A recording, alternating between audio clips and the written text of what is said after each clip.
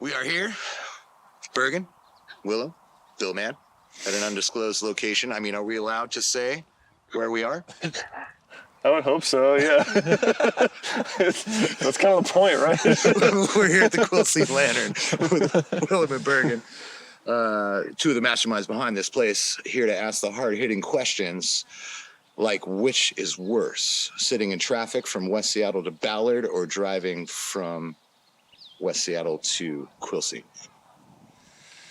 Well, I always feel better going to the Olympic Peninsula, so I would have to say sitting in traffic West Seattle to Ballard would be the worst. Yeah, I mean, traffic sucks, dude. I'll take these country roads any day. Gets a little scary at night, though. That's true. know? Until you're experienced. And then True. you know. True. But it is a little crazy at night. How long have you guys been out here? Tell me about the beginnings of what brought you to this property. Well, we've been out here since January 2024, and so it's been just 2.5 years. Our parents were looking for a way to retire, and well, I feel like, you're going to be better at telling the story.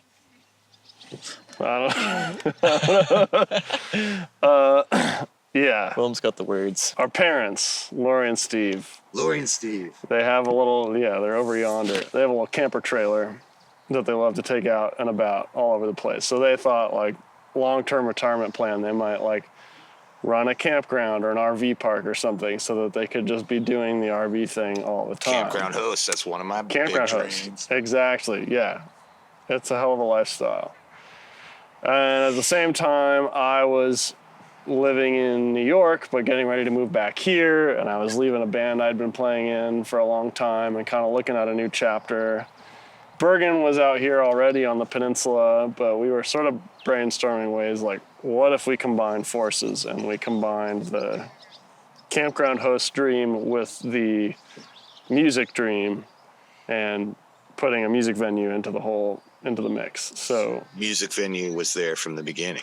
Yeah, that was kind of part of the idea, or at least like it would be like roadside motel or camping thing that had live music once in a while.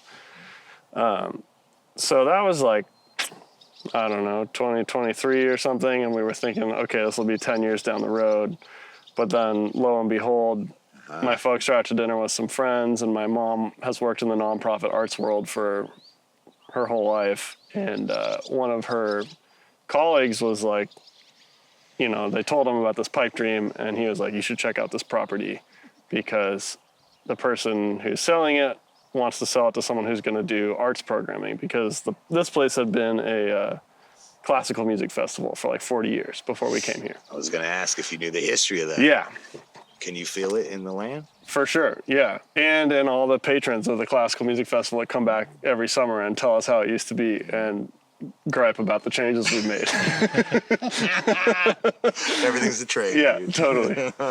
So it kind of fell into our laps. And it was go like, time. Yeah, it was like 10 years. It's not 10 years from now. It's never. like the door's open. Let's walk through it and see what happens.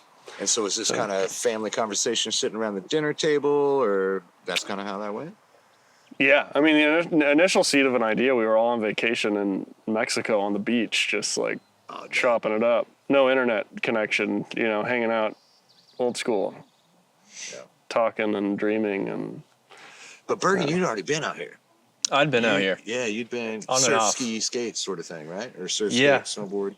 Yeah, on and off since 2014.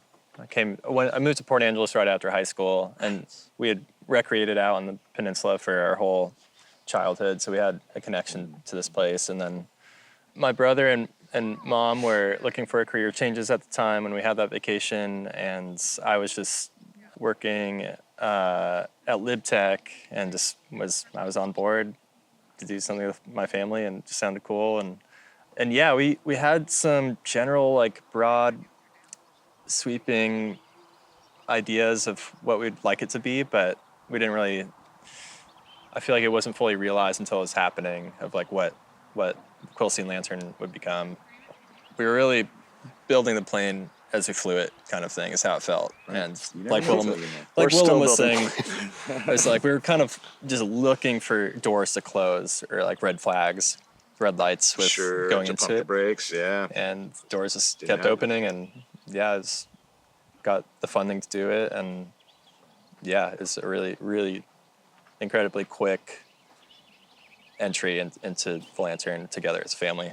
Yeah. Yeah. And then, so that, first show was the next year, 2025? Dude, First show was right away? it was crazy. We Our moved te- out here in January 2024, and the first event we had to do was April, I think. March 23rd.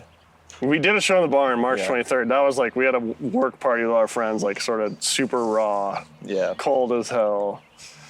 Musicians could see their breath on stage. Yeah, just numb fingers. Been there. Yeah, but we technically opened to the public June, like first week of June, Okay.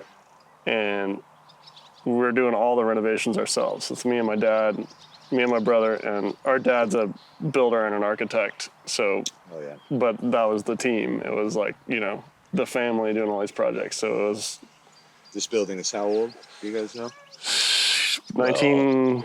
35 for Yeah. the big portion of the barn. The milk shed, the lower portion might be a little younger, Sure. but Almost 100 years. You guys ever had an interest in running a dairy? Dude, maybe like when we were still living in the city, I was like, we could have a cow and milk it and stuff. And now that I'm out here and I see like how farms actually work, it's like, no way, dude. We have no cows. This whole property and you guys, yeah, so the last thing you just need is some Yeah, cows to more stuff to do. Yeah, exactly. more stuff to do is the thing. Gosh, was that kind of an eye-opener? Did you have an idea of what you were getting into, or was it kind of like Both. I mean, Sure. I think in some ways, yes, like you were pretty eyes wide open. In other ways, like I would say the challenges are just actually like working together as a family and like under high stress circumstances, like brought things to the surface that we didn't, expect, in ways just working that closely with family. It's therapeutic, though. Can be, I'd imagine. Yeah, absolutely. Not easy, but Absolutely. you work through some things. Yes, silver lining. We gotten to know each other that much better, and I think as challenging as it can be, I think our relationships will be stronger because of it. So, but as far as like just the scope of maintenance, construction, renovations, what it's going to take to like make a viable business model, like I think we were pretty eyes wide open about that. Somewhat. It's also like the hardest I've ever worked in my life, and I feel like totally friggin' exhausted, like With a smile on your face, though. most of the time, yeah. most part. Most of the time.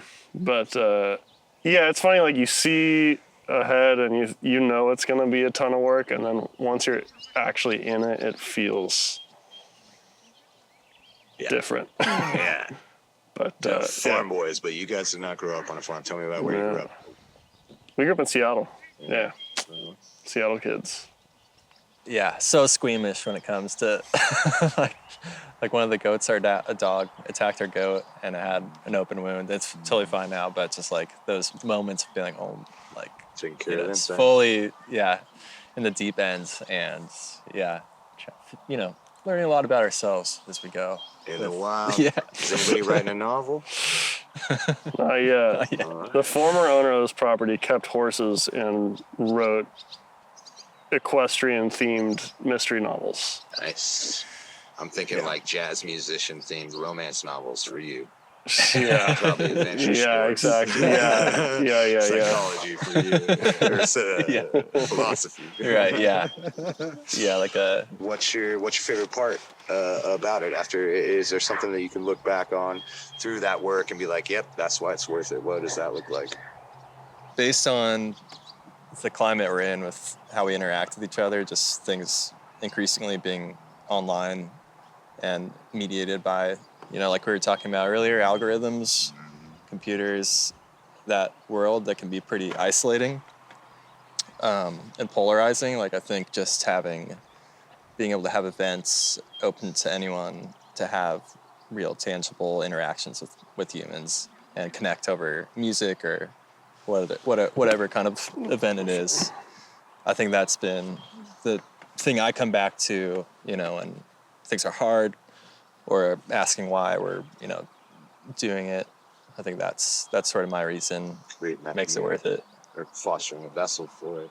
Just kind of caretakers, really. That's how I can probably look at it from the outside. Yeah. Which is great, and thank you for your work on that, because from the ones that I've been to, man, you guys are creating something special here, Yeah. And I'm sure there's some folks coming out from the city, right? But there's also a community that you're fostering here, or helping to foster. Yeah, there's a really cool, strong live music scene out here. And a lot of, small but mighty music scene for sure. For decades. Tell me about some of the bands you guys have. Let's kind of go through that list. Is that? I mean, I think the local heroes here have got to be Lotion, probably. Cool. Quilcene's own. Cool. Really cool garage rock band. All 4 of the members write, so it's 4 songwriters. And they all have different solo projects too, so it's this cool kind of super group, and they all switch instruments and rehearse in the middle of the winter with no heat kind of vibe, true diehard Olympic Peninsula rock and roll. Doing it. Yeah. Shout out Lotion. Right. Yeah. Rotating on stage, which is, I feel like Mark was saying, it's it takes a lot to hold a crowd when you gotta have that. Yeah. In the middle of a set and Swip swap. Yeah. No, it's dope. That's and they got the juice, It's fun and funny and serious at the same time. It's great. They're a pain in the ass to mix for, though, because they're all switching instruments and everyone's changing the amps and hitting the drums different. Yeah. So you have a music background, right? That's what you were doing in New York. Is that correct? Trombone? Yeah, trombone was my main instrument, and I did that professionally until we moved out here. I mean, I still play. I was still touring a bunch that first year we were out here, and now I'll take the right gigs when they call, but I'm not, playing everything that comes my way, playing weddings to pay the bills and that kind of thing. So it's actually nice to, only be doing the music I want to be doing. How long were you doing the professional music thing for? 12 years or so. Yeah, I mean, since I was left home, basically, my whole adult life. Yeah. What about you? Do you have any music in your background? I was totally following in the footsteps of Willem through high school, playing jazz and classical trumpet, and what? Yeah, seriously, a ridiculous amount of time spent playing trumpet in my adolescent years, and then I was going to take a year off after high school, and I just still on break, still taking a year off. So 11 years later, 12 years later. Location. So, yeah. But yeah, now being around it as much as I am, it's tempting to, I want to play something, man. I want to be in a band. I want to be in a rock band, dude. So. Or do you, though? You can. I could. Just try to talk to a professional. Yeah. Or do. It's all about finding, the thing that you really want to do. And if you can move towards that, I think that's a win. Whatever that thing is. And I don't know that everybody knows what that thing is. It's hard to find it. Yeah. You're finding it perpetually, really. Yeah. Yeah. So what's next? What are you guys excited about? It's the end of a long day. We're having beers. The sun's setting over the valley. That's a good start. What do you want to do next? I mean, we're trying to save up our energy now because summer gets crazy around here. Yeah. And Memorial Day weekend's coming up, and we got a bunch of people camping out on the property. Then before you know it, it's going to be August, which is... Yeah, Tarboo, our big flagship music festival, is going down. What's behind that name? That's the name of the creek that runs through the property.